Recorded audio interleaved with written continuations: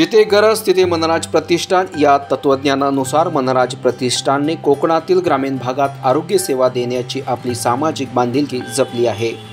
Manraj Pratishthan, Shri Marleshwar Devasthan religious and charitable trust, Vedant group of hospital यांच्या वतीने रत्नागिरी जिल्ह्यातील अंगवली गावात जागृत देवस्थान श्री मार्लेश्वर देवस्थान परिसरामध्ये भव्य आरोग्य शिबिराचं आयोजन मनराज प्रतिष्ठानच्या वतीने करण्यात आले। हे मनराज प्रतिष्ठानचे 406वे मोफत आरोग्य शिबिर आहे। या आरोग्य शिबिराची सुरुवात राज्याचे माजी राज्यमंत्री रवींद्र माने, मनराज प्रतिष्ठानचे विश्वस्त मनोजराजन नाथानी, माजी आमदार सुभाष बणे, आमदार शेखर निकम यांच्या पत्नी पूजा निकम यांच्या उपस्थितीत या आरोग्य शिबिराचं उद्घाटन करण्यात आलं। सकाळपासूनच आयोजित शिबिराच्या ठिकाणी नागरिकांनी मोठ्या संख्येने गर्दी केली। या आरोग्य शिबिरात एकूण 142 नागरिकांनी सहभाग घेतला। त्यातील 130 नागरिकांना मोफत चष्मे वाटप करण्यात आले। 100 जणांची शुगर तपासणी, 45 जणांची ECG तपासणी तर 48 जणांचा अस्थमा तपासणी करून त्यांना योग्य ते मार्गदर्शन व गरजूंना मोफत औषधे देखील यावेळी वाटप करण्यात आले।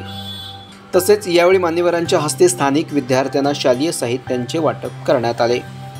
या आरोग्य शिबिराच्या वेळी मनराज प्रतिष्ठानचे विश्वस्त मनोजराजन नाथांनी म्हणाले, आमचे उद्दिष्ट केवळ उपचारापुरते मर्यादित नाही तर ग्रामीण भागात आरोग्य जागरूकता आणि शिक्षण देणं आहे।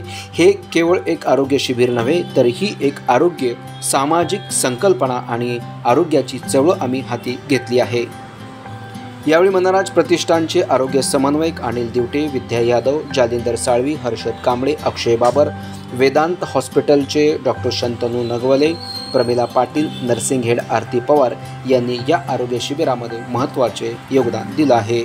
यावेळी अध्यक्ष विष्णू जंगम, प्रदीप आनेराव, जितेंद्र आनेराव, व्यंकटेश आनेराव, गजानन आनेराव, अरुण आनेराव, काशीराम रेवाळे, संतोष आनेराव, सतीश आनेराव, प्रणित आनेराव यांच्यासह स्थानिक नागरिक या आरोग्य शिबिरामध्ये मोठ्या संख्येने उपस्थित होते। यासारख्या अन्य बातम्या बघण्यासाठी तुम्ही आमच्या चॅनलला लाईक करा, शेअर करा, सबस्क्राईब करा। धन्यवाद।